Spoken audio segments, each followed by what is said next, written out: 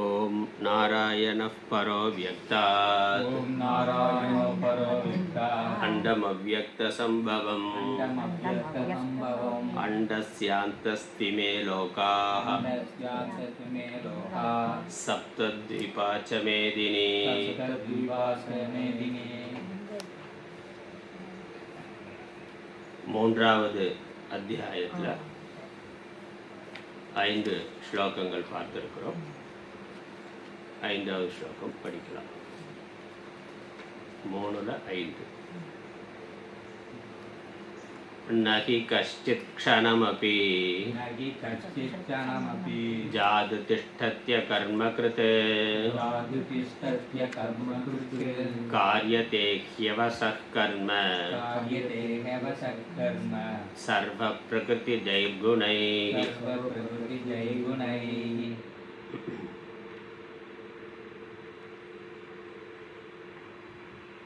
பகவான் ஸ்ரீகிருஷ்ணர் அர்ஜுனுடைய சந்தேகத்தை போக்கும் விதமாக தான் கூறிய கருத்திற்கு விளக்கம் கூறுகின்றார். தான் கூறியதை தெளிவுபடுத்துகின்றார். ஞானம்தான் மேலானது என்றால் என்னை ஏன் கோரமான பந்தத்தை உண்டு பண்ணுகின்ற கர்மத்தில் தூண்டுகிறீர்? இது அர்ஜுனுடைய கேள்வி. கர்மாவை செய்யணும், ஞானம்தான் மேலானது, ஞான நிஷ்டையை பற்றியெல்லாம் சொன்னார். ஸ்தித பிரக்ஞ லட்சணத்தை சொன்னார். ஞானம்தான் சாட்சாத் சாதனம், நேரடியாக மோட்சத்தை தரத்தக்கதுங்கிறத பகவான் உபதேசம் பண்ணார். அதே சமயம் அர்ஜுனனை பார்த்து கர்மன் ஏவாதி காரஸ்தே, கர்மத்தை செய்வதற்குத்தான் உனக்கு அதிகாரம் இருக்கிறது, கர்ம பலனை தேர்ந்தெடுப்பதில் இல்லை. ஒரு பொழுதும் கர்மத்தை விட்டுவிடாதே, கர்ம பலனில் பற்றுக்கொள்ளாதே, அதே சமயம் ஒரு பொழுதும் கர்மத்தை விட்டுவிடாதே என்று கர்மத்தை செய் என்று தோன்றினார். இப்போ அர்ஜுனனுடைய மன விருப்பம், நான் மோட்சத்தை அடைய விரும்புகிறேன், மோட்சத்திற்கு ஞானம்தான் சாட்சாத் சாதனம் என்றார். இந்த கீழான கர்மத்தை, கோரமான கர்மத்தை நான் ஏன் செய்ய வேண்டும்? அதற்கு தான் பகவான் விளக்கம் கொடுக்கிறார்.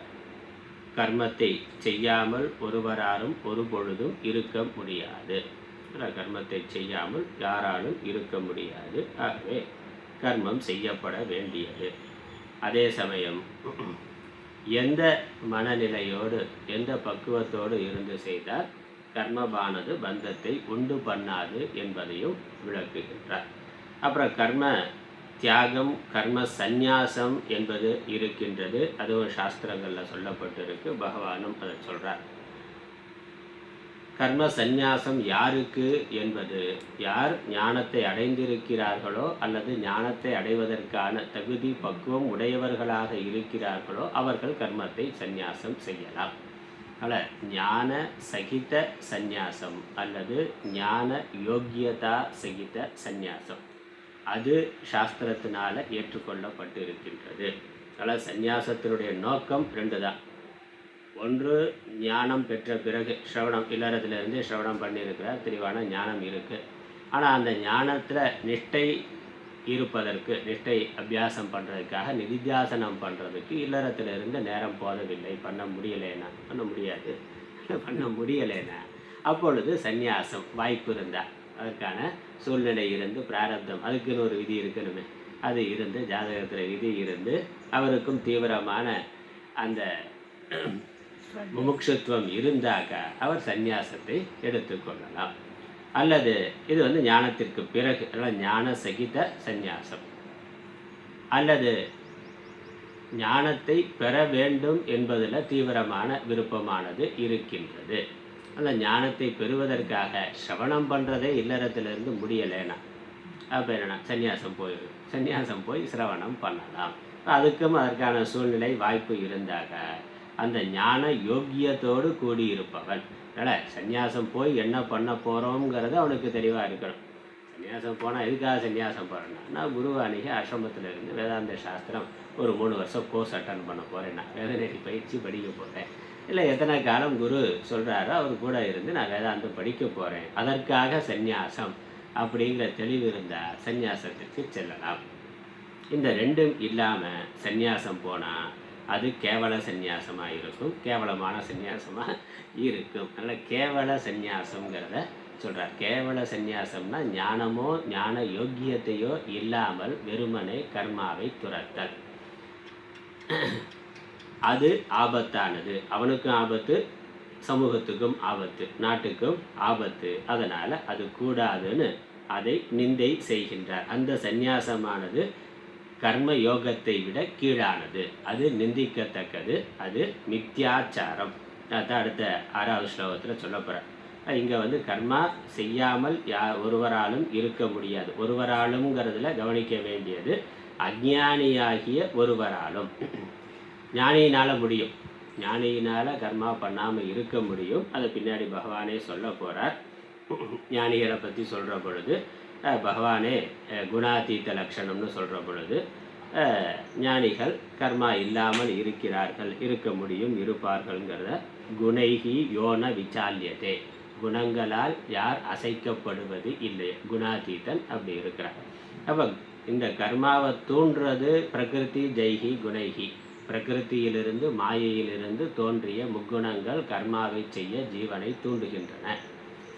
ஆனால் எவன் இந்த முக்குணங்களுக்கு வசப்படாதவனாக ஆத்மா குணாதீதமாக இருக்கிறது என்று புரிந்து கொண்டு அந்த குணாதீத நிலையில் இருக்கின்றானோ, மனதில் அதில் நிலை நிறுத்தியவனாக இருக்கிறானோ, எவனை இந்த முக்குணங்களும் அசைக்க முடியாதோ. அதனால் குணைகி யோன விசால்யதிர, குணங்களால் எவன் அசைக்கப்படாமல் இருக்கிறானோ அவன் கர்மாவை பண்ண மாட்டான். ஏன்னா கர்மாவை பண்ண தூண்டுறது குணம்தான்.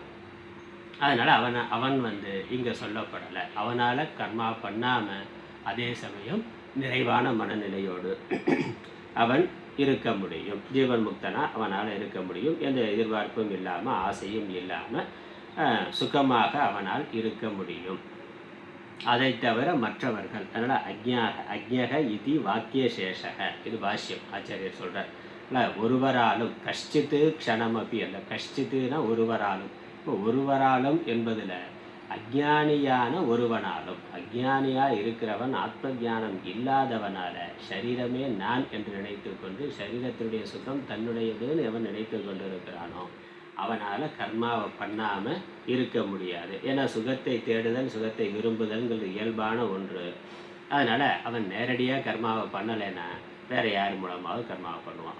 ஏன்னா மனதில் ஆசை இருக்கே, மனதில் ஆசை இருக்கும், தேவை இருக்கும், எதிர்பார்ப்பு இருக்கும், சுகத்தில் விருப்பம் இருக்கும். அதனால் அவன் நேர் வழியில் முடியலைன்னா குறுக்கு வழியில் பண்ணுவான்.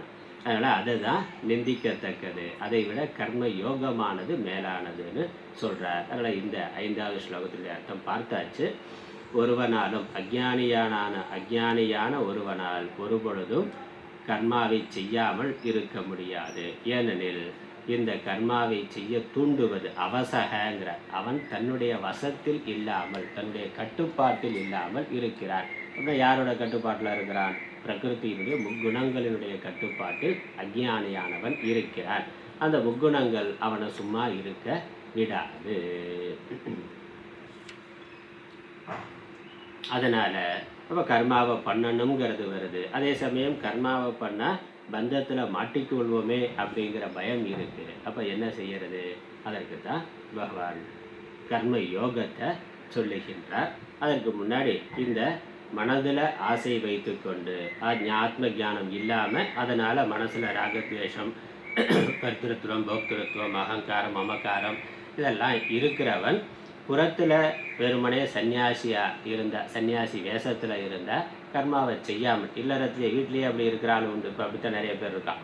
அப்படியே டாஸ்மாக் போயிட்டு வர வேண்டியது, வேலைக்கு போகிறதில்ல, மனைவி தான், அவங்க தான் பாவம் பெண்கள் வேலைக்கு போகிறாங்க. இல்லை ஏதோ ரேஷன் அரிசியை வாங்கி சாப்பிட்டுட்டு குடும்பத்தை பெண்கள் தான் தமிழ்நாட்டில் பெரும்பாலும் நடத்தி கொண்டு மிடில் கிளாஸ்லாம் பார்த்தேன். மிடில் கிளாஸும் அதுக்கு கீழே பார்க்குற பொழுது பெண்கள் தான் வேலைக்கு போய் குடும்பத்தை காப்பாற்றி கொண்டு இருக்கிறார்கள். இவர் தண்டச்சோராக இருக்கிறார். வீட்டில் இருந்த ஒன்றும் சன்னியாசியாக போயிடுறான், இல்லை வீட்டில் இருந்தாலும் தண்டச்சோராக இருக்கிறான். அப்படி இருக்கிறான், அது போலியானது, அது கூடாதுன்னு அதை நிந்தனை பண்ணுறார். 6வது ஸ்லோகம். கர்மேந்திரியாணி சய்யம்ய ய ஆஸ்தே மனசா ஸ்மரன் आस्ते मनसा स्मरन् இந்திரியார்த்தான் விமூடாத்மா इन्द्रियार्थान् विमूढात्मा மித்யாச்சாரஸ்ஸ உச்யதே व्यासारस उच्यते கர்மேந்திரியாணி சய்யம்ய कर्मेन्द्रियाणि संयम्य யயாஸ்தே மனசா ஸ்மரன் आस्ते मनसा स्मरन् இந்திரியார்த்தான் விமூடாத்மா इन्द्रियार्थान् विमूढात्मा மித்யாச்சாரஸ்ஸ உச்யதே व्यासारस उच्यते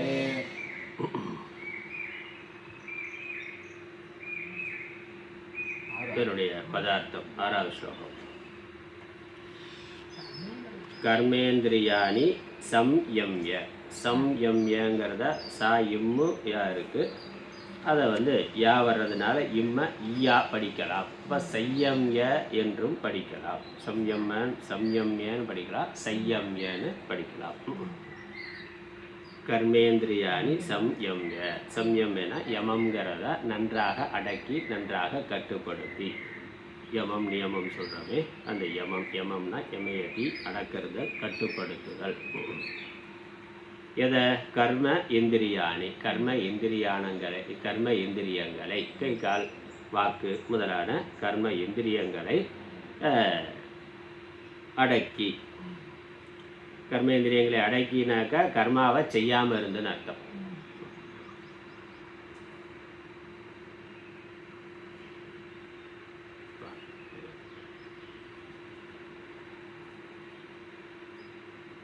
கர்ம இந்திரியங்களை அடக்குதல்ங்கிறது செயல் புரியாமல் இருத்தல், உடம்புக்கு வேலை கொடுக்காம இருக்கிறது. வேலைக்கு போனால் வேர்க்குமே, அது நமக்கு ஒத்துக்காதேன்னா, அதனால் சாமியார் ஆகிட்டாருன்னா உழைக்காம சாப்பிடலாம் அப்படின்னு கர்ம. அதனால் உடல் உழைப்புக்கு வருந்தி கர்ம இந்திரியங்களை செயல்படுத்தாமல் இருப்பவன்.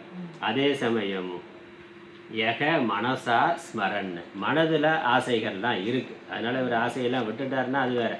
அது அகத்துறவும் இருந்து புறத்துறவும் இருந்தால் அது பிரச்சனை இல்லை.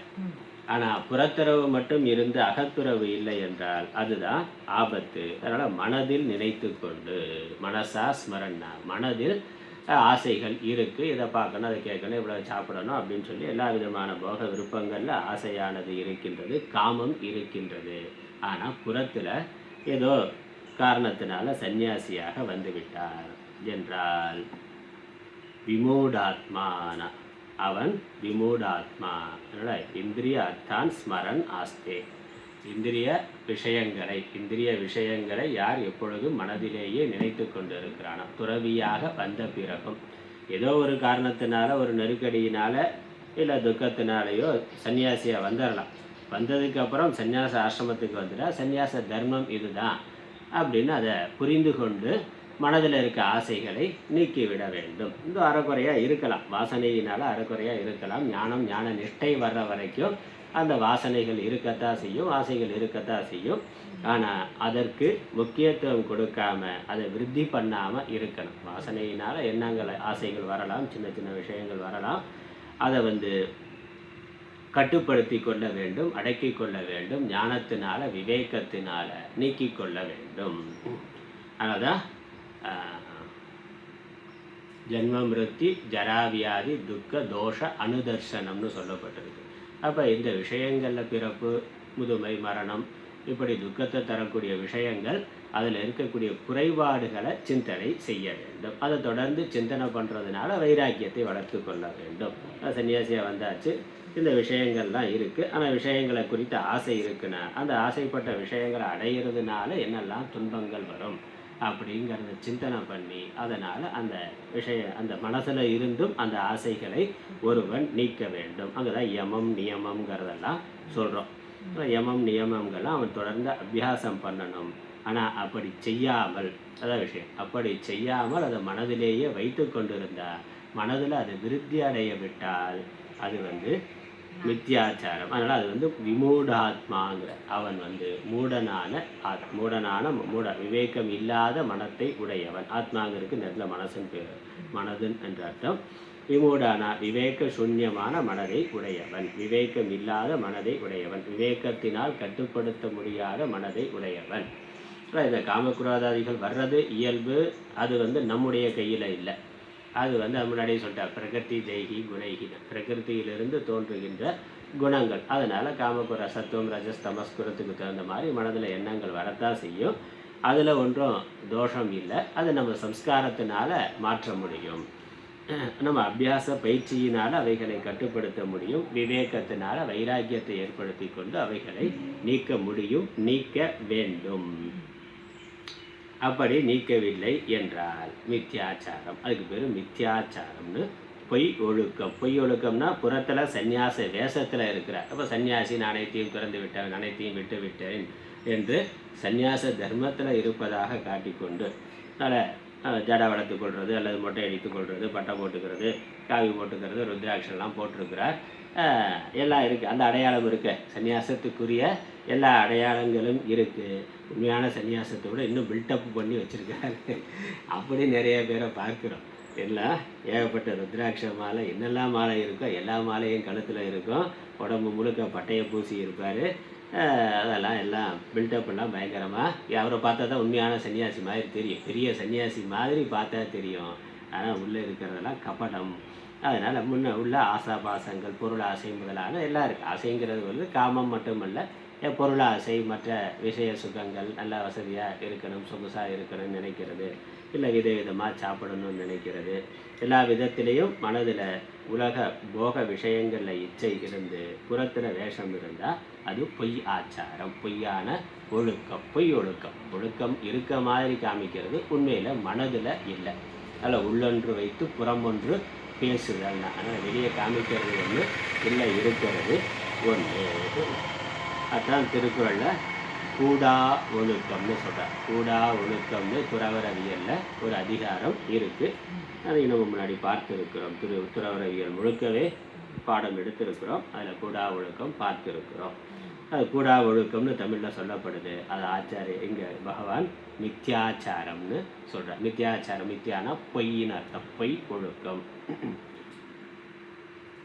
என்று சொல்லப்படுகின்றது. உடையவன் என்று அவன் சொல்லப்படுகிறான். அதனால் அந்த விமூட ஆத்மா, அந்த விவேகம் இல்லாதவன்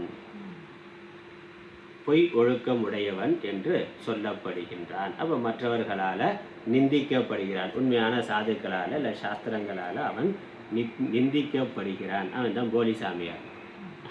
அவன் தான் போலி சாமியாராக இருக்கிறான். சாமியார் மாதிரி இருக்கிறான். ஆனால் உண்மையிலேயே சாமியாருக்குரிய குணங்கள் அவனிடத்தில் இல்லை. அதனால் போலி சாமியார். இது எல்லா துறையிலையும் இருக்கிறது இயல்பு. இங்கே சன்னியாசத்தில் மட்டும் இல்லை, எல்லா துறையிலையுமே பார்க்குறோம். வெளியே ஒன்று உள்ள ஒன்று இருக்குது. போலி டாக்டர்னா அப்பப்போ கைது பண்ணுறான்ல, போலி டாக்டர்னு சொல்லி. டாக்டருக்கு படித்ததே இல்லை, ஆனால் 20 வருஷமாக மொத்தம் பார்த்துட்டு இருக்கிறாருன்னு அப்படி ஆள்லாம் இருக்கான். திடீர்னு ஒரு நாள் போலி டாக்டர்னு கைது பண்ணி கூப்பிட்டு போவான். அப்புறம் என்னது, அவர் ஜாமீனில் வெளியே வந்துடுவார். அதான் நம்ம ஊரில் நடக்கிறது அதானே. ஒரு மாதத்தில் ஜாமீனில் 15 நாளில் ஜாமீனில் வெளியே வந்துடுவார். வெளியே வந்து என்னென்ன திரும்ப அதே தொழில் தான் பண்ணுவார். அதே தான் பண்ணிகிட்டு இருப்பான். அப்புறம் அவன் மேலே 20 கேஸ் இருக்குண்ணா. 20 கேஸ் இருக்குன்னா அவனை ஏன் வெளியே விட்டு வச்சுருக்கிறார்? போலி டாக்டர்னு ஏற்கனவே கைதாகி இருக்கிறாரு. ஜாமீனில் வெளியே வந்து எல்லா குற்றவாளிகளும் பெரும்பாலும் அதே தான் பண்ணிகிட்டு இருக்கான். கொள்ளையடிக்கிறவன் ஒருத்தனையும் பார்த்தாக்கா 20 கேஸ் இருக்குண்ணா. 20 கேஸ் இருக்கிற ஆளை ஏன் நீ வெளியே விட்டு வச்சுருக்கிற? அவனுக்கு ஏன் ஜாமீன் கொடுக்குற? திரும்ப போய் அதே தான் பண்ணுறான். ஒரு முறை தப்பு பண்ணியிருக்கான், சரி அந்த கேஸ் முடிகிற வரைக்கும் ஜாமீன் கொடுத்தேன். வெளியே போய் அதே தான் பண்ணுறான், திரும்ப அதே தான் பண்ணுறான்னா அவனுக்கு ஏன் ஜாமீன் கொடுக்கணும்? உள்ளே இருக்கிறதானா அவனுக்கும் நல்லது, நாட்டுக்கும் நல்லது. ஆனால் நம்ம அரசியல் சட்டம் அப்படி இருக்குது. அதனால் எல்லா துறைகளில் அது மருத்துவத்துறையில் பார்க்குறோம். ஆசிரியர்களே சர்டிஃபிகேட் படிக்காமலே படித்ததா சர்டிஃபிகேட் கொடுத்து போலி ஆசிரியர்கள் இருக்கிறத பார்க்குறோம். அரசியல்வாதி சொல்லவே வேண்டாம். இப்போ இருக்கிறவன்லாம் போலி அரசியல்வாதி தான். அரசியல் சட்டமே தெரியாதவன், சமூக சேவைங்கிற எண்ணமே இல்லாதவன், ஆனால் சேவை செய்கிற மாதிரி போலி ஒழுக்கத்தோடு இருக்கிறார். எல்லா துறைகள்லையுமே போலி இருக்குது. வேறு சந்நியாசத்திலையும் அது போலி இருக்கின்றது. அதனால் பொய் ஒழுக்கம் உடையவன் அவன் கீழானவன், அவனை விட கர்மயோகி மேலானவன். அதை அடுத்த பாட்டில் சொல்லப்போகிறேன். அதனால் அப்படி இருக்கிறத விட, மனசில் ஆசையை வைத்துக்கொண்டு புறத்தில் சன்னியாசியாக இருக்கிறத விட நீ சன்னியாசியாக இல்லாமல் குடும்பத்தில் இருந்து இல்லற கடமைகளை செய்து கொண்டிருக்கிறது மேலானது. அதனால் இங்கே கர்மாவை துரத்தல் என்பது, சந்நியாசம் என்பது முற்றிலுமாக நிந்திக்கப்படவில்லை. அதான் புரிந்து கொள்ளணும். இந்த போலி ஒழுக்கமுடையவன் தான் நிந்திக்கப்படுகிறான், மித்யாச்சாரமுடையவன் தான் நிந்திக்கப்படுகிறான். அதனால் சந்நியாசத்தை நம்ம அதில் இதை வந்து கேவல சந்நியாசம்னு அதில் தான் சொல்கிறோம். விவிதிஷா சந்நியாசம், வித்வத் சந்நியாசம், ஞானத்தோடு கூடிய சந்நியாசம் வித்வத் சந்நியாசம். விவிதிஷா சந்நியாசம்னாக்கா ஞானத்தை பெற விரும்பணும் அப்படின்னு சொல்லி அந்த முமுட்சுத்துவத்தோட சந்நியாச வாழ்க்கைக்கு வர்றது விவிதிஷா சந்நியாசம். இந்த ரெண்டுமே இல்லாமல் இது வந்து கேவல சந்நியாசம். சந்நியாச ஆசிரமத்தில் மட்டும் இருக்கே இல்லையா, சாஸ்திரம் படிக்கணுங்கிற ஆர்வமும் கிடையாது, சாஸ்திர ஞானமும் கிடையாது. அதெல்லாம் தேவையில்லைன்னு வேற பிரச்சாரம் பண்ணிகிட்டு இருப்பான். அதெல்லாம் தேவையில்லை அப்படின்னு சொல்லி பிரச்சாரம் பண்ணுவார். அதுதான் அது நிந்திக்கப்படுகின்றது. அதை விட கர்மம் கர்ம யோகம் மேலானது. கர்மத்தை பண்ணுறதோ கர்மத்தை பலனை கருதி பண்ணால் கூட தப்பு இல்லை. கர்மத்தை பலன் கருதி பண்ணால் அது கர்மம் கர்மி, இல்லை பலன் கருதாமல் பண்ணால் கர்மயோகம், அது ஆன்மீக சாதனையாக ஆகிவிடுகிறது. ஆனால் இந்த கர்மம் பலன் கருதி செய்கின்ற கர்மம் பந்தத்தை உண்டு பண்ணக்கூடியது. பலன் கருதாமல் கர்மயோகமாக பண்ணுறது பந்தத்திலிருந்து விடுவிக்கக்கூடியது. அது இல்லறத்தில் இருக்கிறவன் அதை கடைபிடிக்கணும். துறவு வாழ்க்கைக்கு வந்துட்டா ஞானம் சார்ந்த விஷயம்தான் இருக்கணும். மனசில் வேறு எந்த ஆசையும் எண்ணமும் இருக்கக்கூடாது. அதனால் ஏக்கமேவ பரத்துவம்னு நேற்று பார்த்தோமே நிதித்தியாசனத்தில். நிதித்தியாசன லட்சணம் சொல்கிற பொழுது ஏக்கமேவ பரத்துவம்னா அது ஒன்றையே மேலாக கொண்டிருத்தல்னா. இப்போ சன்னியாசிக்கு அது மட்டும்தான், வேறு எதுவும் இல்லை. அதனால் சன்னியாசி ஆகிட்டு ஸ்கூல் நடத்துகிறேன், காலேஜ் நடத்துகிறேன், இல்லை வேறு ஏதாவது நடத்துகிறேங்கிறது கூட சாஸ்திரத்தில் இல்லை. அது வந்து வைசியர்கள் இல்லறத்தில் இருக்கிறவர்கள் பண்ண வேண்டிய, க்ஷத்ரியன் பண்ணணும் இல்லை வைசியன் பண்ணணும், அவர்களுக்கான தர்மமாக தான் இருக்குது. சன்னியாசி ஆன பிறகு நான் சோசியல் சர்வீஸ் பண்ணுறேன் அப்படிங்கிறது நம்ம தர்மத்தில் இல்லை. எல்லா சர்வீஸையும் விடுறது தான் சன்னியாசம், எல்லா கர்மாவையும் விடுறது தான் சன்னியாசம். ஆனால் இன்றைக்கு சமூகத்தினுடைய ஒரு தேவை கருதி நம்ம தர்மத்தை காப்பதற்காக சில விஷயங்களை இன்றைக்கு பெரிய மடங்கள் சன்னியாசிகள் பண்ணி கொண்டு இருக்கிறார்கள். அது கலியுக தர்மம். சாஸ்திரப்படி இல்லை, சாஸ்திரப்படி அது தேவையில்லை, அது கூடாது. மோட்சங்கிற ஒன்றை தவிர வேறு எதுவும் லட்சியமாக இருக்கக்கூடாது என்பது தான் சந்நியாச விதி. சரி, அதனால் நம்ம அதை சரியாக புரிந்து கொள்ள வேண்டும்.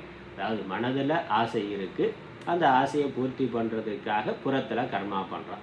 அந்த கர்மாவானது தர்மமான முறையில் செய்யப்பட வேண்டியது. நிஷித்த கர்மா எந்த காலத்துலேயும் கூட, இல்லறத்தில் இருந்தாலும் நிஷித்த கர்மா கூடாது. ஆசைப்படுறது தப்பு இல்லை, மனதில் உலக சுகங்களை அனுபவிக்கணும், அர்த்த காமம் அப்படிங்கிறது விரும்புறதுல தப்பு இல்லை. அந்த விருப்பம் இருந்தால், மனதில் ஆசை இருந்தால் புறத்தில் அதை அடைவதற்கான செயலை செய்ய வேண்டும். இப்போ மனதில் ஆசை இருக்குது, அதை அடைவதற்காக புறத்தில் செயல் செய்கிறான். இவன் ஒரு ஆள், அவனுக்கு கர்மின்னு பேர், கர்மாவை செய்பவன். இன்னொருத்தர் இருக்கிறார், மனசில் ஆசை இல்லை, ஆனால் புறத்தில் செயல்பட்டு கொண்டு இருக்கிறார். புறத்தில் செயல்படலை, மனதில் ஆசை இல்லாமல் புறத்தில் இவ்வளவோ சமூக சேவையாக இவ்வளவோ பண்ணுறோமே. சுதந்திர போராட்ட காலத்தில் என்னுடைய குடும்பம் என்பதை விட தேசம் என்பதற்காக சேவை செய்தவர்கள் எத்தனையோ பேர் இருக்கிறார்கள்.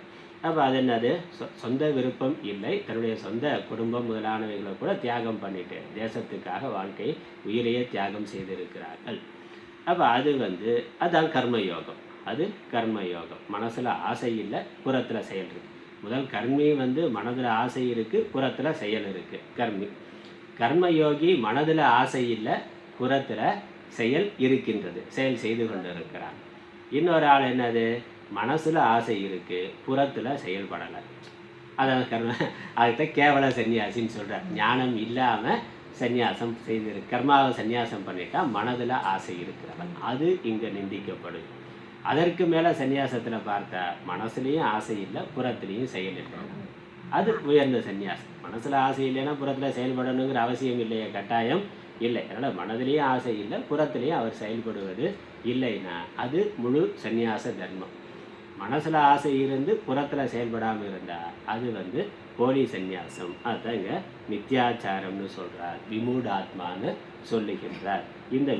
இந்த மனதில் ஆசையை வைத்துக்கொண்டு புறத்தில் செயல்படாமல் இருக்கிறவனை விட மனதில் ஆசை இல்லாமல் புறத்தில் செயல்பட்டு கொண்டு இருக்கக்கூடிய கர்மயோகி மேலானவன். இல்லை மனதில் ஆசை இருக்குது, புறத்தில் செயலும் பண்ணி கொண்டு இருக்கிறான்னா அந்த கர்மியும் மேலானவன். அதுவும் ஒன்றும் தப்பு கிடையாது, அதுவும் தப்பு, தர்மமான முறையில் பண்ணால் தப்பு கிடையாது, அது தர்மம் தான். அந்த ரெண்டை விட இது கீழானது. அந்த ரெண்டில் மனசில் ஆசை புறத்தில் செயல்கிற கர்மியோட அப்புறம் கர்மயோகி. இந்த ரெண்டில் எது மேலானதுன்னா மனதில் ஆசை இல்லாமல் புறத்தில் செயல்படுறது மேலானது. அந்த ரெண்டை மட்டும் கம்பேர் பண்ணால் அதை விட கர்மியாக இருக்கிறத விட யோகியாக இருக்கிறது மேலானது. அப்புறம் இந்த கர்மயோகி சன்னியாசினா மனதிலேயே ஆசை இல்லாமல் புறத்திலேயும் செயல் இல்லாமல் இருக்கிறவன் சன்னியாசி, உண்மையான சன்னியாசி. இந்த இதில் எது மேலானதுன்னா இந்த கர்மயோகியை விட சன்னியாசி மேலானவன். ஆனால் இந்த கேவல சன்னியாசி மனதில் ஆசை வைத்துக்கொண்டு புறத்தில் செயல்படுபவன், அதையும் கர்மியை ஒப்பிட்டாக்க இவனை விட அவன் 2 பேரும் மேலானவன். இந்த கேவல சன்னியாசியை விட மித்தியாச்சாரமாக இருக்கிறவனை விட கர்மயோகி மேலானவன். இதுதான் சாஸ்திர விஷயம். இதுதான் பகவான் இங்கே தெளிவுபடுத்துகிறார். அது நமக்கு தெளிவாக இருக்கணும். இதனுடைய பாஷ்யத்தை படிப்போம். ஆச்சாரியர் என்ன சொல்கிறாருன்னு பார்க்கலாம்.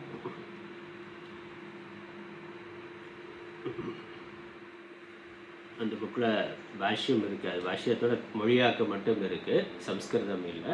சம்ஸ்கிருதத்தில் இருக்கிறத நான் படிச்சுட்டு அப்புறம் அதில் புக்கில் இருக்கிறதையும் பார்ப்போம், அதையும் பார்ப்போம்.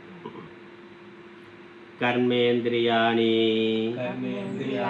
ஹஸ்தாதீனி சம்யம்ய சம்ஹ்ருத்ய யஹ ஆஸ்தே திஷ்டதி மனசா ஸ்மரன் சிந்தயன் இந்திரியார்த்தான் விஷயான் விமூடாத்மா விமூட அந்தఃகரணः மித்யாச்சாரः மிருஷாச்சாரः பாபாச்சாரः சக உச்யதே.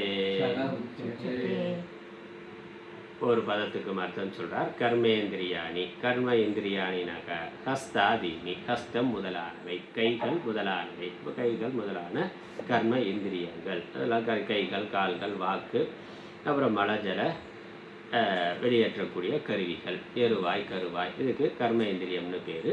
உடலால் செய்கின்ற இந்திரியங்களால் செயல்களை செய்வதற்கு உதவியாக இருக்கக்கூடிய கருவிகள். சம்யம்யன சம்ஹ்ருத்ய, அதை விடுத்து, அதை அடக்கின, அதை செயல்படுத்தாமல் வச்சிருக்கிறது. அவ்வளோதான். என்ன வேலை செய்யாமல் இருக்கிறது, சோம்பேறியாக இருக்கிறது, உட்காந்து சாப்பிட்டு இருக்கிறது. அதனால் அது சன்னியாச ஆசிரமமாக எடுத்துக்கொண்டு போனாலும் சரி, வீட்டில் இருந்து இல்லறத்தில் இருந்து கொண்டே அப்படி உருப்படியாக ஒரு வேலைக்கும் போகாமல் தண்டச்சோராக இருந்தாலும் அது ரெண்டுமே நிந்திக்கப்படுது. சம்ஹ்ருத்ய யஹ ஆஸ்தே, ஆஸ்தேனா திஷ்டதினா இருக்கிறான்னு அர்த்தம். எவன் அப்படி இருக்கிறானோ, அந்த மாதிரியான நடத்தையை கொண்டவனாக இருக்கின்றானோ. அதே சமயம் மனசா ஸ்மரன், மனசாங்கிறதுக்கு விளக்கம் கொடுக்கல, நமக்கு தெரியும். ஸ்மரன்னா சிந்தையன், மனதில் விஷய ஆசைகள் இருக்கின்றன. எல்லா ஆசையும் இருக்கு, அனுபவிக்கணும்னு யாராவது வாங்கி கொடுத்தா சாப்பிடுவார்னா, இல்லை யாராவது உடச்சி சம்பாரித்து போட்டாக்க இவர் உட்காந்து சாப்பிட்டுக்கிட்டு இருப்பார். எல்லாம் டிவியிலேருந்து எல்லாம் பார்த்து கொண்டு இருப்பார். டிவி கூட போடுறதுக்கு ஒரு ஆள் வேணும், அது எந்திரிச்சு போகிற சோம்பேறி. அதனால் அந்த டிவியை கொஞ்சம் போட்டு விடு, ஒரு டம்ளர் கொஞ்சம் தண்ணி எடுத்து கொடு அப்படின்னு எல்லா ஆசையும் இருக்கும். ஆனால் உடம்பு வளைஞ்சு வேலை செய்யாது. இல்லை சிந்தையன், மனதில் அதை நினைத்து கொண்டு இருக்கிறார். வீட்டில் இருந்த சன்னியாசியாக போயிட்டான்னா வேற எங்கேயோ காட்டுக்குள்ளே இருக்கிறான், இல்லை வேற எங்கேயோ சன்னியாசிகள் கூட்டத்தில் இருக்கிறான்னா மனசில் அவனுக்கு அந்த ஆசைகள் இருக்கும். இதை அனுபவிக்கணும், அதை அனுபவிக்கணும், அப்படி இப்படின்னு மனதில் அந்த சலனமானது இருந்து கொண்டு இருக்கும். அப்படி இருந்தால் மனதில் அதை கற்பித்து கொண்டு இருந்தால், மனசில் கற்பனையாக அவன் யோசித்து கொண்டு இருந்தால், அப்படி மனதில் அந்த ஆசை இருக்கிறவன் புறத்தில் ஏதாவது தப்பு பண்ணுறதுக்கு வாய்ப்பு கிடைச்சா பண்ணிடலாம், அவ்வளோதான். ஆனால் அது சட்டவிரோதமாக இருக்கும், அவனுடைய தர்மத்துக்கு விரோதமானதாக அது இருக்கு. சன்னியாச ஆசிரமத்தில் இருக்கிறார், அதில் அந்த ஆசிரம தர்மத்துக்கு விரோதமாக இருக்கும். அது பின்னாடி சொல்கிறார். சிந்தையின், மனசில் நினைத்து கொண்டு இருக்கிறார். இந்திரியார்த்தான், எதை நினைக்கிறார்னா இந்திரியா அர்த்தான்னா விஷயான், இந்திரியங்களுக்கு அர்த்தமாக போக விஷயமாக இருக்கக்கூடியது எல்லா உலக விஷயங்களையும் அவர் நினைத்து கொண்டு இருக்கிறார். மனசிலேயே எல்லா ஆசைகளையும் அனுபவித்து கொண்டு இருக்கிறார், கனவு கொண்டு இருக்கிறார். அதனால் அவனுக்கு என்ன பேர்? விமூடாத்மா. விமூடாத்மானா விமூட அந்தఃகரணக, அந்த விவேகம் இல்லாத மனதை உடையவன். அந்தःகரணம்னா மனசு. விவேகம் இல்லாத இந்த விஷயங்களில் இருக்கக்கூடிய குறைபாடை சிந்தனை செய்யாமல், நாம் என்னவா இருக்கோம், என்ன ஆசிரமத்தில் இருக்கிறோம், நம்முடைய தர்மம் என்ன அப்படிங்கிற பற்றிய விவேகம் இல்லாதவன். அப்புறம் விஷயங்களில் இருக்கக்கூடிய குறைபாடுகளை சிந்தனை செய்யாதவன். அதனால் ஏதோ ஒரு புண்ணியத்தினால சன்னியாச ஆசிரமத்துக்கு வந்துட்டேன். அப்புறம் வந்ததுக்கப்புறம் இதுதான் நமக்கு தலையெழுத்து நானா, அதுக்கப்புறம் இல்லாத விஷயங்களை நினச்சி கற்பனை பண்ணக்கூடாது. அவ்வளோதான். அதை நினைக்காமல் இருந்துட்டா முடிஞ்சது. அப்போ அது நினைக்கிறதுக்கு வாசனையினால் மனசு போகுதுன்னா விஷயத்தில் இருக்கக்கூடிய குறைபாடுகள் தோஷ அனுதர்ஷனம் தான். விஷயத்தில் இருக்கக்கூடிய குறைபாடுகளை சிந்தனை பண்ணி பண்ணி பண்ணி மனதில் அந்த வாசனைகளை நீக்க வேண்டும். அதற்கான சாதனைகளை பண்ணணும். அதான் யமம் நியமம்லாம் அஷ்டாங்க யோகத்தில் அடிப்படை சாதனையாக அது சொல்லப்பட்டிருக்கு. நம்ம வேதாந்தத்துலேயும் சமம் தமம்னு அதான் சொல்கிறோம். சமம் தமம்ங்கிறது இப்படி விஷய தோஷத்தை புரிந்து கொண்டு உடலையும் மனதையும் கட்டுப்படுத்துதல் என்பது தான். அது இல்லைன்னா அதுக்கான விவேகத்தை பயன்படுத்தாததுனால அவன் மூடத்தனமான மனதை உடையவன், விவேகம் இல்லாத மனத்தை உடையவன். அதனால் அவனுக்கு என்ன பேர்? மித்யாச்சாரக. அவன் மித்யாச்சாரன் என்று சொல்லப்படுகிறான். மித்யாச்சாரன்னா மிருஷாச்சாரன். மித்யாங்கிறது மிருஷானா பொய்ன்னு அர்த்தம். பொய் ஒழுக்கம். மித்யாச்சாரம்னா பொய் ஒழுக்கம். அதற்கு ஆச்சாரியர் இன்னொரு விளக்கம் கொடுக்கிறார். பாப்பாச்சாரகன்னா அவன் பாப்பத்தை செய்பவனாக இருக்கிறான். ஆனால் மித்யாச்சாரன்னா மிருஷாச்சாரன், மிருஷாச்சாரன்னா பாப்பாச்சாரன். பாப்ப ஆச்சாரம் அப்படின்னா தவறான ஒழுக்கம், குற்றச் செயல்களை மனதில். ஏன்னா அவனுடைய தர்மம் சன்னியாச தர்மத்தில் இருக்கிறான். ஆனால் மனசில் சம்சாரியாக இருக்கிறான். மனதில் சம்சாரியாக இருக்கிறான், புறத்தில் சன்னியாசியாக இருக்கிறான்னா அது பாப்பம். சன்னியாச தர்மத்திற்கு விரோதமான நடத்தை எண்ணம் மனதில் இருக்குது. அதனால் பாப்பாச்சாரம். அது மட்டும் இல்லை, அவனுடைய நடத்தையும் மனசில் ஆசை இருக்கிறதுனால அந்த ஆசை காமம் மிகுதியாச்சுன்னா தவறான செயல்களை செய்வான். அப்புறம் மாட்டிக்குவான், அது வேறு. ஆனால் தவறான செயல்களை செய்கின்றார். அதனால் வீட்டை பூட்டிட்டா வெளியே போகணுன்னு ஆசை இருந்தால் என்ன பண்ணுறது? ஜன்னல் வெளியே எரிக்கி வச்சு போவான். அவ்வளோ கம்பம் சோறை தாடி தாண்டி வீடு வாசல் திறந்துருந்தால் நேர் வழியில் போகலாம். இவனே வீட்டை பூட்டிட்டான். வேறு யாராவது பூட்டினா பரவாயில்ல, சன்னியாசத்துக்கு இவனாக வந்துட்டான்னா வாசலை பூட்டிட்டான். அதே சமயம் வெளியே ஊர் சுற்றி பார்க்கணுன்னு ஆசை இருக்குது. என்ன பண்ணுறது?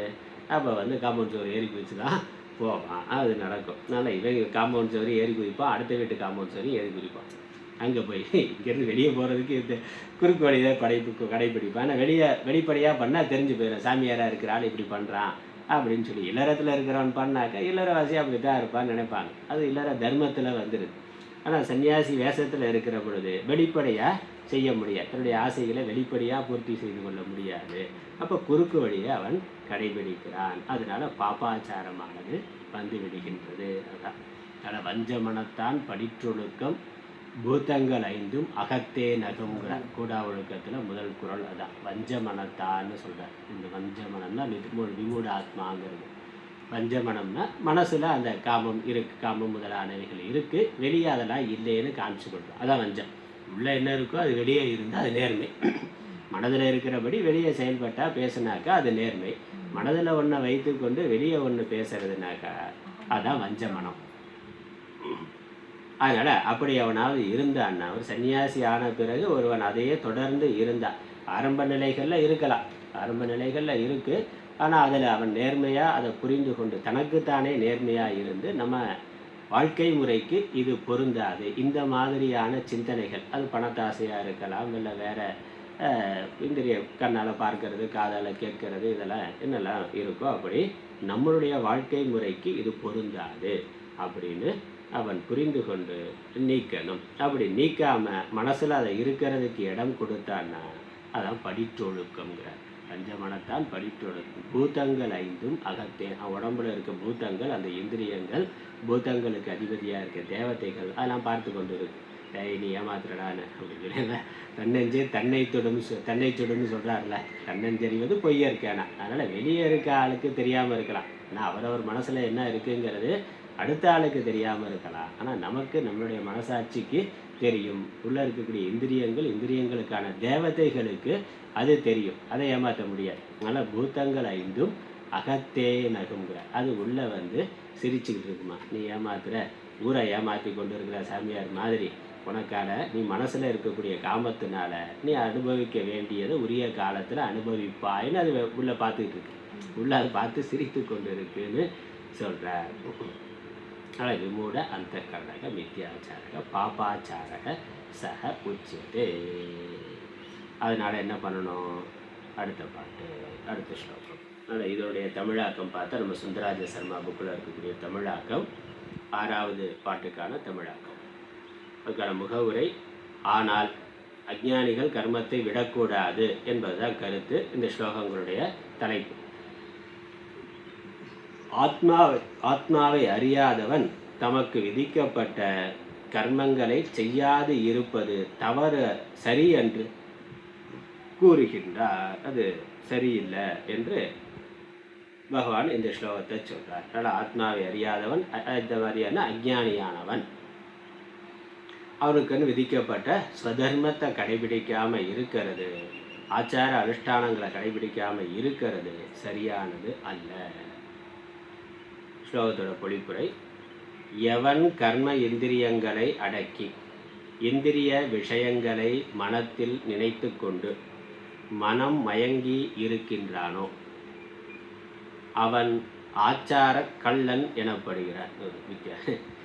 தமிழாக்கம் பண்றது ஆச்சார கள்ளன்னா கூடா ஒழுக்கம், ஆச்சார திருட கள்ளன்னா அதான் ஆச்சார கள்ளன் எனப்படுகிறார். அப்போ கள்ள மனசு இருக்கிறது, அதான் கள்ளன். ஆச்சாரத்தில் கபடம் இருக்கு, கள்ளன்கிறது கபடம், கபடமானது இருக்கின்றது, அதான் வஞ்ச மனம்ங்கிறது. ஆச்சார கள்ளன் எனப்படுகிறார். நல்ல வார்த்தையாக இருக்குது.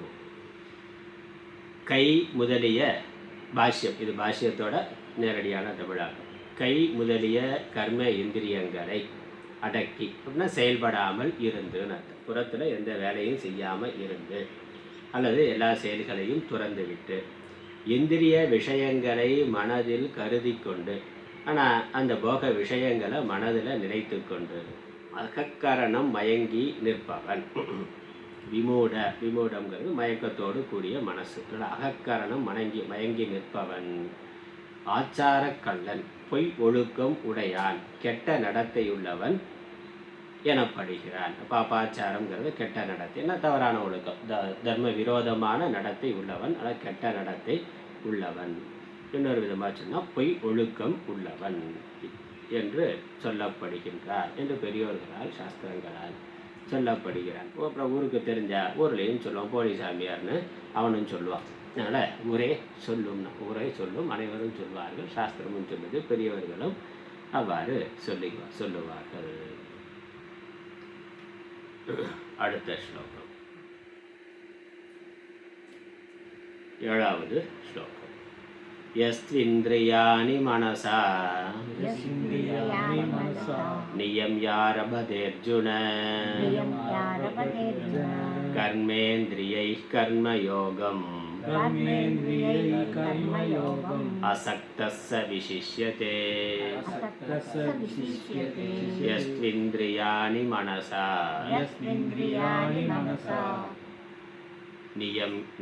நியம்யாரபதேர்ஜுன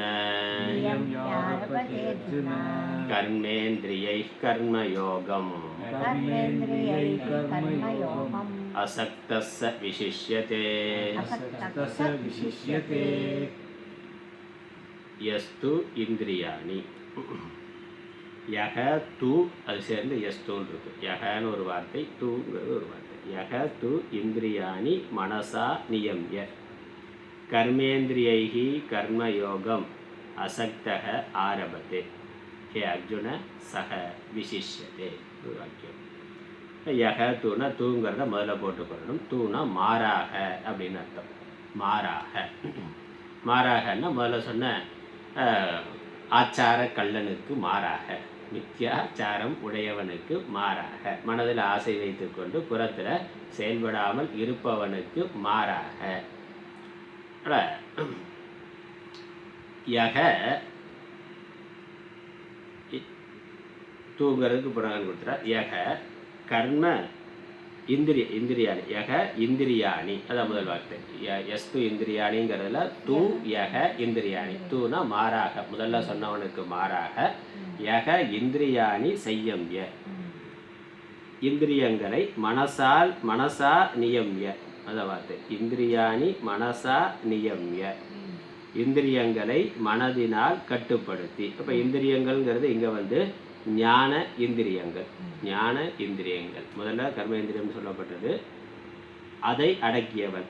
ஆனால் மனசில் ஆசை இருக்கிறவன். இங்கே வந்து ஞான இந்திரியங்களை அடக்கியவன். ஏன்னா ஞான இந்திரியங்கள் வழியாக தான் நம்ம போக விஷயங்களை அனுபவிக்கிறோம். ஞான இந்திரியம்னு ஒரு பக்கம் ஞான இந்திரியமாக இருக்குது.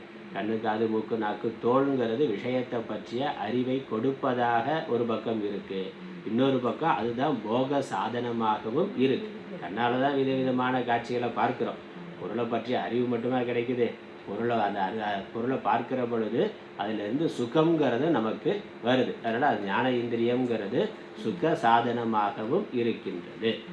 காதால் கேட்குறோம்னா வெறும் சப்தத்தை மட்டும் கேட்குறோமானா அதில் பலவிதமான இசைகளை கேட்டு அதில் ஆனந்தத்தை அனுபவிக்கின்றோம். அதனால் ஆடு மாடு ஒரு மிருகம் இருக்குன்னா, புலி வருது, ஒரு மான் இருக்குது, மான் வந்து மேய்ஞ்சிக்கிட்டு இருக்குது, திடீர்னு ஒரு புலி உருமுறை சத்தம் கேட்குது அப்படின்னா அந்த சப்தத்தை கேட்டு அது ஒரு அறிவை பெறுகின்றது. நமக்கு ஆபத்தான ஒரு மிருகம் வருது, அதனால் நம்ம தப்பிச்சு ஓடணும்னு ஓடிடும். அப்போ அந்த அறிவு வந்து அதுக்கு பாதுகாப்புக்காக அந்த இந்திரியம் பயன்படுகின்றது. இல்லை ஒரு மாடு கத்துதுனாக்கா இது மாடு நமக்கு ஆபத்து இல்லைன்னா, மாட்டோட சப்தத்தை கேட்குற பொழுது இது மாடு தான் வருது, அதனால் நமக்கு ஆபத்து இல்லைன்னா அது மாடுக்கு தொடர்ந்து மேய். அப்போ இந்த அறிவு எதுக்கு? இந்த சரீரத்தை ஜீவனை பாதுகாத்து கொள்றதுக்காக இந்த கர்ம இந்திரிய ஞான இந்திரியங்கள் அறிவை தருவனவாக இருக்கின்றன. இல்லை கண்ணாலேயே பார்க்குதுன்னா தூரத்தில் மிருகம் வருது, சிங்கம் வருது, புலி வருதுன்னு ஆபத்துன்னு அதை தப்பித்து கொள்ளலாம். இல்லை ஒரு யானை வருதுன்னா அதனால நமக்கு ஆபத்து இல்லைன்னு தொடர்ந்து இருக்கலாம். அதனால் கண்ணு காது மூக்கு இந்த இந்திரியங்கள் எல்லாம் சரீரத்துக்கு வரக்கூடிய நன்மை தீமை எதை சாப்பிடலாம்ங்கிறது இந்திரியங்கள் வழியாக நமக்கு தெரியுது. மூக்கில் மோந்து பார்த்து ஆடு மாடு இதெல்லாம் சாப்பிட தகுந்தது, இது சாப்பிட தகாதுன்னு தீர்மானம் பண்ணுது. இல்லை வாயில் போட்டால் தெரியுது இது வந்து நல்ல உணவு இல்லை, கெட்டு போன உணவுன்னு தூக்கி போட்டாலும் நல்ல உணவுனா எடுத்துக்கொள்கிறோம். அப்போ இந்த உடலை உயிரை காப்பாற்றி கொள்வதற்கு தேவையான அறிவை தருவதாக இந்திரியங்கள் இருக்கின்றன. அதான் ஞான இந்திரியம். எது உடம்புக்கு நல்லதுங்கிறத அந்த இந்திரியங்கள் வழியாக நாம் அறிகின்றோம். அப்புறம் எது உடம்புக்கு கெட்டதுங்கிறதையும் இந்திரியங்கள் வழியாக நாம் அறிகிறோம். எதில் நமக்கு ஆபத்து இருக்குது, உயிருக்கு ஆபத்து இருக்குதுன்னு அதை அறிகிறோம். ஆனால் அதுக்கு மட்டுமா இந்த இந்திரியங்கள் பயன்படுதானா? இல்லை, அதற்கு மேலே சுகத்தை அனுபவிப்பதற்கும் அது பயன்படுகிறது. விதவிதமான காட்சியை பார்க்கறதுக்கு, விதவிதமான சப்தங்களை கேட்கறதுக்கு, நாக்குக்கு சொல்லவே வேண்டாம், நல்லா விதவிதமாக சமைச்சு சாப்பிட்றதுக்கு. நான் வெறும் அரிசுவை இது நல்லது கெட்டதுன்னு பார்க்கறதுக்கு மட்டுமா இருக்குது. அதில் எவ்வளோலாம் நல்லது எப்படியெல்லாம் டேஸ்ட்டாக பண்ண முடியுமோ அத்தனை வெரைட்டியும் போட்டு பண்ணி சாப்பிட்றோம்னா ஸ்பர்ஷ சுகமும் அதே மாதிரி இருக்குது. அப்போ இது வந்து போக சாதனமாகவும் இருக்கின்றது. இந்த சன்னியாசி என்னது? எவன் வந்து சன்னியாசியோ அல்லது கர்ம யோகியோ யார் ஒருவன், அதனால் யகங்கிறது பொதுவானது. யார் ஒருவன் மனசா இந்திரியாணி நியமியன, அங்கே ஞான இந்திரியாணி நியமிய, ஞான இந்திரியங்களை இந்த சுக சாதனமான இந்திரியங்களை நான் சுகத்தை அனுபவிக்கணும் அப்படிங்கிற விருப்பத்தை குறைத்து கட்டுப்படுத்தி மனதினால் கட்டுப்படுத்தி விவேகத்தினால மனதினால. ஏன்னா இந்திரியங்கள் வழியாக ஆரம்பத்தில் சுகம் மாதிரி இருக்கும், அப்புறம் போக போக அது துக்கமாக மாறிவிடும். அதனால் மனசான விவேகத்தினால் அந்த இந்திரியங்களை ஞான இந்திரியங்களை கட்டுப்படுத்தி காதுக்குள்ளே வச்சு கேட்குறான்ல, ஏர்ஃபோன் வச்சு காதுக்குள்ளே வச்சு அதுவும் சவுண்டை வச்சு கேட்குறான். போக போக என்னாச்சு, காது போயிடும். அதே மாதிரி கண்ணில் பார்த்துட்டே இருந்தால் கண்ணு போகுது. இந்த ரெண்டு போகிறது மட்டும் இல்லை, மனசே போயிடுது. மனசே கெட்டு போயிடுது. ஆமாம், உடம்பே போயிடுது, மனசு போயிடுது. அப்போ இந்த இந்திரியங்களுக்கு அதிகமாக சுகம் கொடுக்க அது சுகம் இல்லை, துக்கமாக ஒரு காலத்தில் வந்து இந்திரியங்கள் அதுக்கு அடிமையாகி விடுகிறது. அப்புறம் இந்திரியங்கள் அதனாலேயே பழுதுபட்டு விடுகின்றன. அளவுக்கு மீறி போனாக்கா அது வந்து அதுவே அந்த ஜீவனுக்கு கெடுதியாக அழிவை தருவதாக ஆகிவிடுகிறது. அப்போ அதை விவேகத்தினால புரிந்து கொண்டு ஒரு அளவோட கட்டுப்படுத்துறது. இல்லறத்தில் இருந்தால், சன்னியாசியாக இருந்தால் முழுக்கவே கட்டுப்படுத்துதல். அதனால் இந்திரியாணி மனசா நியமிய, இந்த ஞான இந்திரியங்களை போக சாதனமாக சுக சாதனமாக இருக்கக்கூடிய அறிவுக்கருவிகளை மனதினால் விவேகத்தினால் அதில் உள்ள குறைபாடுகளை அதனுடைய வரையறையை எல்லையை புரிந்து கொண்டு கட்டுப்படுத்தி அடக்கி, அப்புறம் அதே சமயம் என்ன பண்ணுறான், அவன் இல்லறத்தில் இருக்கிறான், குடும்பத்தில் இருக்கிறான், சமூகத்தில் இருக்கிறான்ங்கிறதுனால கர்ம இந்திரியைகி கர்ம யோகம் அசக்தக ஆரம்பத்தேன ஆரம்பிக்கிறான், செய்கிறான், கர்மாவை செய்கின்றார். அதனால் கர்மாவை தியாகம் பண்ணலை, அதே சமயம் சுகத்தை போகத்தை அனுபவிக்கணும் அப்படிங்கிற அந்த இச்சையை விட்டு விடுகிறார். மனதை மனதினால் கட்டுப்படுத்தி விடுகிறார். அதனால் கர்ம இந்திரியைகி கர்மயோகம் ஆரம்பத்தை, கர்ம இந்திரியங்களால் கர்மாவை தொடர்ந்து தன்னுடைய கடமையை அவன் செய்து கொண்டு இருக்கிறான். தன்னுடைய தொழில் செய்கிறத நிறுத்தலை, ஆனால் மனதில் அதிலிருந்து வரக்கூடிய பலன் மேலே இருக்கக்கூடிய பற்றை அவன் விட்டு விடுகிறான். அதனால் அதை வந்து கர்மயோகம்னு சொல்கிறார். கர்மயோகத்தை அசக்தக, கர்மயோகம்னா என்னது? அசக்தகனா பலனில் பற்று இல்லாமல், பலனில் எதிர்பார்ப்பு இல்லாமல், பற்று இல்லாமல் எவன் செய்ய தொடங்குகிறானோ. அதனால் இது வந்து சமூகத்துக்காக செய்யலாம், அல்லது நம்ம வீட்டுக்கே செய்யலாம். இளம் பருவத்தில் குழந்தையாக இருக்கிற பொழுது எல்லாம் எனக்கு நானே சாப்பிடணும், நானே அனுபவிக்கணும், சின்ன குழந்தையாக இருக்கிற பொழுது நினைக்கிறோம், அது இயல்பு. இளம் பருவத்தில் இருக்கிற பொழுது, இளைஞனாக இருக்கிற பொழுது இந்த விதத்துலலாம் சுகத்தை, உடல் ரீதியாக சுகத்தை அனுபவிக்க முடியுமோ அதெல்லாம் அனுபவிக்கணும்னு ஆசைப்பட்றோம், அதுவும் தப்பு இல்லை. ஆனால் ஒரு குடும்பம் அப்படின்னு ஒரு பொறுப்பு வர்ற பொழுது, ஒரு 30 வயசுக்கு மேலே திருமணம் பண்ணி கொண்டு நமக்குன்னு குழந்தைகள் வர்ற பொழுது நம்ம கவனம் என்னது? நாம் அனுபவிக்கிறத விட நம்ம குழந்தைகள் நல்லா இருக்கணும், அவர்களுக்கு விதவிதமாக வாங்கி கொடுக்கணும், அவர்கள் விதவிதமாக ட்ரெஸ் பண்ணி பார்த்துக்கிறது. நம்ம சிம்பிளாக இருக்கலாம், ஆனால் அவர்களுக்கு தேவையானதை நம்ம செய்யணும். அப்போ என்ன, நமக்கு அதில் இருக்க ஆசை போயிருச்சு, ஏன்னா அதை அனுபவிச்சாச்சு, அவ்வளோதான், அதில் ஒன்றும் இல்லை, அது வெறும் தோற்றம் தான் அப்படிங்கிற அதிலேருந்து அந்த மோகமானது ஒரு குறிப்பிட்ட பருவத்தில் பக்குவத்தினால நமக்கு நீங்கணும்.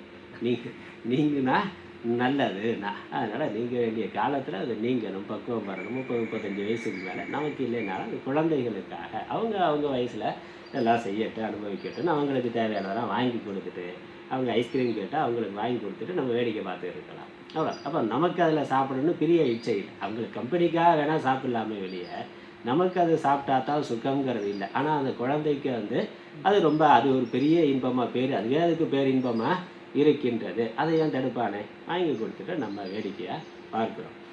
அது சாப்பிட்ற மாதிரி அதே ஐஸ்கிரீம் தான், அது அனுபவித்து சந்தோஷப்படுற மாதிரி நமக்கு அதை அனுபவிக்க முடியாது. நம்ம அந்த வயசில் அதை அப்படி அனுபவிச்சிருப்போம். நம்மளும் குழந்தையாக இருக்கிற பொழுது அதே ஆசையோடு அதே சந்தோஷமாக அதை அனுபவித்தோம். ஆனால் ஒரு குறிப்பிட்ட பருவத்தில் அது வந்து ஒரு உணவு, அவ்வளோதான், அப்படி இருக்குது. அதனால் என்னது, அப்போ என்னது, அங்கே கர்ம யோகி ஆயிடும். அதுக்காக சொல்கிறேன், குடும்பத்தில் கர்மயோகினா ஏதோ வேறு யாருக்கோ சேவை பண்ணுறதில்ல, நம்ம குடும்பத்திலே ஒரு அம்மா அப்பா குழந்தைகளுக்காக தியாகம் பண்ணுறாங்கல்ல, தனக்கு சாப்பாட்டுக்கே இல்லைனாலும் குழந்தைக்காக வேணும் அப்படின்னு இருக்கார். அப்போ அந்த எண்ணம் இருக்குது. அப்போ கர்ம இந்திரியங்களால் செயல்படுறார், தன்னுடைய சொந்த சுகத்தை குறைத்து கொள்ளுகின்றார். அவர் கர்மயோகி அல்ல அசக்தகனா. தனக்குன்னு பலனில் பெரிய விருப்பம் இல்லாமல் தன்னை சார்ந்தவர்களுக்கு, தன்னுடைய குடும்பத்தினருக்குன்னு யார் வேலை செய்கின்றானோ சக, ஹே அர்ஜுன, சக விசிஷ்யதே, அவன் மேலானவன். யாரோட மேலானவன்? முன்னாடி சொன்ன மனதில் ஆசை வைத்து கொண்டு வெளியே வேலை செய்யாமல் இருக்கிற ஆளை விட மனசில் ஆசை இல்லாமல் புறத்தில் கர்மயோகமாக செயல்பட்டு கொண்டிருக்கிறவன் மேலானவன். அதனால் அந்த கேவல சன்னியாசியை விட இந்த கர்மியானவன், கர்ம யோகியானவன் மேலானவன். அதனால் இந்த சன்னியாசியை விட கர்மயோகி மேலானவன்கிற கருத்து வருது. சன்னியாசிங்கிற பொழுது போலி சன்னியாசி, போலியான சன்னியாசியாக இருக்கிறத விட கர்மயோகியாக இருக்கிறது மேலானது. இன்பம் விளையான் வினை விளைவான் தன் கேளிர் துன்பம் துடைத்தூன்றும் தூண் அப்படி திருக்குறள், ஒரு அழகான திருக்குறள். இடுக்க நடியாமையில் இருக்கு. இன்பம் விளையான், தான் இன்பமாக இருக்கணும், தான் சுகமாக இருக்கணும்னு நினைக்க மாட்டான். வினை விளைவான், கர்மா பண்ணிக்கொண்டே இருக்கணும், நிறையா தொழில் பண்ணணும், பணம் சம்பாதிக்கணும், குடும்பத்துக்காக இல்லை சமூகத்துக்காக தர்மத்துக்காக அப்படின்னு சொல்லி வினை விளைவான். வேலை செய்கிறதுல அதிகமான விருப்பமுடையவனாக இருப்பான். ஆனால் தன்னுடைய சரீர சுகம், தான் சுகமாக இருக்கணும்னு நினைக்க மாட்டான். அப்படி யார் இருக்கிறானோ அவன் வந்து தன் கேளிர் துன்பம் துடைத்தூன்றும் தன்னுடைய உறவினர்களுடைய துன்பத்தை போக்கக்கூடிய தூணாக அவன் இருப்பான். குடும்பத்தை தாங்கக்கூடிய பிள்ளராக அவன் இருப்பான். அவனை சார்ந்து யார் இருக்காங்களோ அவங்கெல்லாம் சுகமாக இருப்பாங்க. ஏன்னா அவர்களுக்காக இவன் உழைக்கிறான். அவர்களுக்கு தேவையான ஒரு நல்ல பைக் வாங்கி கொடுக்கணும், வீடு வாங்கி கொடுக்கணும், அவங்களுக்கு தேவையானலாம் வாங்கி கொடுக்கணும், குழந்தை மனைவி அவர்களுக்காக மற்ற உறவினர்கள் எல்லாரும் நல்லா இருக்கணும்னு சொல்லி இவன் இரவு பகலாக உழைக்கிறான். அந்த குடும்பம் சுகமாக இருக்கும். அப்படி இல்லைன்னா இவன் சுகவாசியாக இருப்பான், குடும்பத்தில் இருக்கிறவன்லாம் துன்பத்தை அப்படித்தானே இருக்கிறான். விதமாக இவராக சாப்பிடுவார். வீட்டுக்கு வாங்கிட்டு போகணும்னு இல்லை, இவரே சம்பாதிச்சு வேலை முடிஞ்சோடனே சாயந்தரம் அப்படி டாஸ்மாகில் போய் ஒரு 2 சரக்கை வாங்கிட்டு நல்லா மூக்கு பிடிக்க சாப்பிட்டுட்டு அப்புறம் வீட்டில் போய் தூங்கிடுவாருன்னா அவ்வளோதான். வீட்டுக்கு பணம் கொடுக்க மாட்டான். அந்த அம்மா என்ன பண்ணுவாங்க, அவங்க எங்கேயோ வேலைக்கு போய் கஷ்டப்பட்டு அப்படிலாம் பார்க்கலாம். அதெல்லாம் நம்ம சமூகத்தில் பார்த்து கொண்டு இருக்கிறோம். அப்படி சுயநலமாக இருக்கக்கூடியவர்கள், அப்படி இல்லாமல் இந்த கர்மயோகியாக இருக்கிறவன் மேலானவன், அவன் மேலானவன் சொல்ல. அதனால் இந்த பாஷ்யம் முடியல. அடுத்து இதனால் பாஷ்யம் பார்க்கலாம். ஸ்லோகம் தான் பார்த்துருக்குறோம், ஸ்லோகத்துக்கான அர்த்தம் பார்த்துருக்குறோம். பாஷ்யத்தில் ரொம்ப சுருக்கமான பாஷ்யம் தான், ஆனால் ஸ்லோகமே ரொம்ப அழகாக தெளிவாக இருக்குது.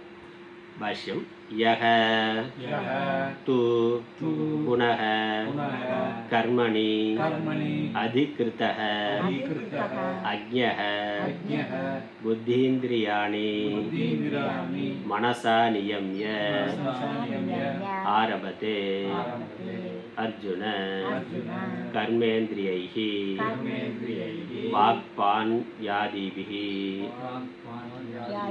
வாக்பாணி ஆதிபிகி சேர்ந்து இருக்கிற பொழுது வாக்பான்யாதிபிகி. யக தூங்கிறது மாறாக, முந்தின சொன்ன மித்யாச்சாரனுக்கு மாறாக யக புனக, தூங்கிறதுக்கு புனகன்னு அர்த்தம் கொடுத்துட்டார். யகன்னு சொல்ற கர்மணி அதிகிருதக அக்ஞக, கர்மாத்தை செய்வதற்கு அதிகாரமுடைய ஒரு அஜ்ஞானியானவன். அஜ்ஞானியாக இருக்கிறவனுக்கு கர்மாவை செய்யறதுக்கு தான் அவனுக்கு அதிகாரம். கர்மணி ஏவாகதிகாரஸ்தேன்னு சொன்னார். அந்த அதிகாரம்னா அதற்கான தகுதி பக்குவம் தான் அவனுக்கு இருக்குது. அவனே கர்மாவை விட்டுட்டு போனால் சும்மா இருக்க முடியாது. அவன் அவனுக்கு சுகத்தில் விருப்பம் இல்லை, வேலை செய்கிறான்னா வேலை செய்யாமல் அவனால் இருக்க முடியுமாண்ணா? இருக்க முடியாது, சும்மா இருக்க முடியாது. அதனால் வேலையை செய்து கொண்டு இருக்கிறான். அவனுக்கு இன்னும் ஞான நிஷ்டைன்னு சும்மா இருக்கிற அளவுக்கு மனசு பக்குவப்படவில்லை. அதான் சுகத்தின் மேலே விருப்பம் இல்லை, அதே சமயம் வேலை செய்யாமலும் அவனால் இருக்க முடியாது. அப்படி ஆள் வேலை செய்யாமல் இருக்கணும்னா ஞானாபியாசம், சிரவணம் பண்ணுறது, மரணம் பண்ணுறது, இல்லை அமைதியாக உட்காந்து ஜபம் தியானம் பண்ணுறது, அப்படிங்கிற அளவுக்கு இன்னும் அவன் பக்குவம் அடையவில்லை. அதனால் கர்மத்தை செய்வதற்கே பக்குவம் உடையவனாக இருக்கின்றான். ஒரு குறிப்பிட்ட காலத்துக்கு அது இருக்கும். அப்படி கர்மயோகமாக செய்த பிறகு குறிப்பிட்ட வயதுக்கு பிறகு அந்த பக்குவம் வரும். அதுக்கப்புறம் ரிட்டையர்மெண்ட்டுக்கு அப்புறம் ஜபம் தியானம் பண்ணுவோம். அதுக்கப்புறம் அவர் வாழ்நாள் சாகிற வரைக்கும் வேலை செய்யணுங்கிறது இல்லை. ஒரு குறிப்பிட்ட பருவம் வரைக்கும் வேலை செஞ்சு உழைச்சி சம்பாதிச்சு குடும்பத்துக்கு யாருக்கு என்ன பண்ணணுமோ அதை முறையாக பண்ண பிறகு அவர் பக்குவம் அடையலாம். ஆனால் அது வரைக்கும் கர்மத்தை செய்யறதுல தான் அவருக்கு விருப்பம் இருக்குது. அதனால் அஜ்ஞகன, அதனால் வேதாந்த ஞானம் இல்லை, ஞான நிஷ்டை அதற்கெல்லாம் அவர் இன்னும் தயாராகவில்லை. அவன் என்ன பண்ணுறான்? அதே சமயம் புத்தி இந்திரியாணி மனசா நியமிய. அதனால் இந்திரியாணிங்கிறத புத்தி இந்திரியானா கர்ம ஞான இந்திரியாணின்னு அர்த்தம். புத்தினா ஞானம், புத்தி இந்திரியாணி ஞான இந்திரியங்களை மனசா நியமிய மனதினால் கட்டுப்படுத்தி ஆரம்பத்து அர்ஜுன என்னது எதனால? கர்ம இந்திரியங்கிறது வாக்பாணி ஆதிவிகை, வாக்கு கை முதலானவைகளால் செயல்களை செய்கின்றார். அதனால் செயலை செய்து கொண்டிருக்கிறார். அதே சமயம் அவருக்கு இன்னும் ஞான நிஷ்டை என்று வேதாந்த சாஸ்திரத்தில் முழுமையாக ஈடுபடுவதற்கான தகுதி பக்குவம் வரவில்லை. அதனால் கர்மாவை செய்பவராக இருக்கின்றார். கர்மாவை தொடர்ந்து செய்து கொண்டிருக்கின்றார். எதை ஆரம்பிக்கலை அதை கேள்வி கேட்டு பதில் சொல்கிறார். கிம் ஆரபத்தே இதி ஆக படிக்கலாம். கிம் ஆரபதே இதி ஆக கர்மயோகம் அசக்தக சன் சக விசிஷ்யதே இதரஸ்மாத் மித்யாச்சாராத். கர்மயோகம் அதனால் என்ன ஆரம்பிக்கிறார்னா கர்ம யோகத்தை அவர் தொடங்குகிறார். இது வரைக்கும் கர்மியாக இருந்தவர் கர்ம பலனில் இருக்கக்கூடிய ஆசை பக்குவத்தினால நீங்கினதுனால, விவேக வைராக்கியத்தினால நீங்கினதுனால, அதே சமயம் குடும்பம் முதலான பொறுப்புகள் இருக்கிறதுனால கர்ம யோகத்தை அவர் செய்கின்றார். கர்மத்தை யோகமாக செய்கின்றார். அவர் என்னது? சித்த சுத்திக்காக, என்னுடைய மன தூய்மைக்காக நான் கர்மாவை செய்கிறேன். அதனால் இவருக்கு அந்த லௌகிக்கமான சுகத்தில் விருப்பம் இல்லை. அப்புறம் ஏன் கர்மா பண்ணுறாருன்னா என்னுடைய மன தூய்மைக்காக, மனதில் இருக்கக்கூடிய வெறுப்பு பொறாமை இந்த தீய குணங்கள் போகிறதுக்காக நான் கர்மயோகத்தை செய்கின்றேன் என்று ஈஸ்வர அர்ப்பண புத்தியோடு தன்னுடைய கடமைகளை செய்கின்றார். அதான் கர்மயோகம். அதில் கர்மயோகத்துக்கு பலன் சித்த சித்தி. அது எனக்கு வேணும். 4 பேருக்கு தொண்டு செய்கிறதுனால என்னுடைய அகங்காரமானது நீங்குகின்றது. ஒரு என்னுடைய மனதில் இருக்கக்கூடிய விருப்பு வெறுப்பு இதெல்லாம் நீங்குவதற்கு அது உதவியாக சாதனமாக இருக்குது. 4 பேருக்கு சேவை செய்கிறது. அது முதியோர்களுக்கோ அல்லது உடல் ஊனமுற்றவர்களுக்கோ ஏழைகளுக்கோ ஏதோ ஒரு விதத்தில் இன்னொருத்தருக்கு சேவை செய்கிறதன் மூலமாக என்னுடைய விருப்பு வெறுப்பு அகங்காரம் இதெல்லாம் குறைகின்றது. அதனால் மனசு தூய்மை அடையும். அப்படிங்கிற அந்த நோக்கத்துக்காக கர்மத்தை யோகமாக செய்கின்றார். அவர் அசக்தக சன், அசக்தக சன் பற்று இல்லாதவராக இருந்து அப்படின்னு அர்த்தம். அதுக்கு விளக்கம் கொடுக்கிறார். சக விசிஷ்யதே, அவன் மேலானவன். விசிஷ்யதுனா அவன் மேலானவன். யாரை விட? இதரஸ்மாத், வேறொருவனை விட. யார் வேறொருவன்? மித்யாச்சாரா, முந்தின ஸ்லோகத்தில் சொன்ன பொய்யொழுக்கமுடைய, மனசில் ஆசை இருந்து புறத்தில் எல்லாவற்றையும் துறந்து விட்டு இருக்கக்கூடிய போலி சாமியாரை விட இவன் மேலானவன். இந்த குடும்பத்தில் இருந்து மற்றவர்களுக்காக சேவை செய்பவன் மேலானவன். ஏன்னா ஒரு போலி சாமியாராக இருந்தால் மற்ற எல்லாரும் தனக்கு சேவை செய்யணும்னு நினைப்பார். எல்லாரும் எனக்கு சேவை செய்யணும்னு நினைப்பார். அதை விட இல்லறத்தில் இருந்து மற்றவர்களுக்கு சேவை செய்பவன் மேலானவன். உண்மையான சாமியாராக இருந்தால் நான் யாருக்கு சேவை செய்யறதில்லை, எனக்கு யாரும் சேவை செய்ய வேணாம்னா, நான் என் வேலையை பார்த்துக்கிட்டு இருக்கிறேன், நீ உன் வேலையை பார்த்துக்கிட்டு இரு சொல்லுவாள். தனக்கு கூட ஒரு 10 பேர் எப்போதும் சேவை பண்ணிக்கிட்டு இருக்கணும்னு நினைக்க மாட்டார். அல்லது இவர் சமூகத்துக்கு சேவை பண்ணார்னா அதுக்கு 10 பேரை ஒன்று சேர்த்து கொள்வார். ஆனால் தனக்கு செய்யணுங்கிறதுக்காக 4 பேரை வச்சுக்கணும்னு நினைக்க மாட்டார். அதனால் அவனை விட, அப்படி இருக்கிறவட இந்த கர்மயோகி மேலானவன். மேற்கொண்டு அடுத்த ஸ்லோகம் அடுத்த வகுப்பில் பார்க்கலாம். ஓம் பிரபன்ன பாரிஜாதாய தோத்திரவேத்ரைக்கபாணயே ஞானமுத்ராய கிருஷ்ணாய கீதாமிருததே நமः. ஓம் ஈஸ்வரோ குருராத்மேதி முக்திபேதே பாகினே யோமவத்யாப்ததேகாய தட்சிணாமூர்த்தயே நமः. ஓம் பூர்ணமதः பூர்ணமிதம் பூர்ணாத் பூர்ணமுதச்யதே பூர்ணஸ்ய பூர்ணமாதாய பூர்ணமேவாவசிஷ்யதே. ஓம் சாந்தி சாந்தி சாந்தி. ஹரி ஓம்.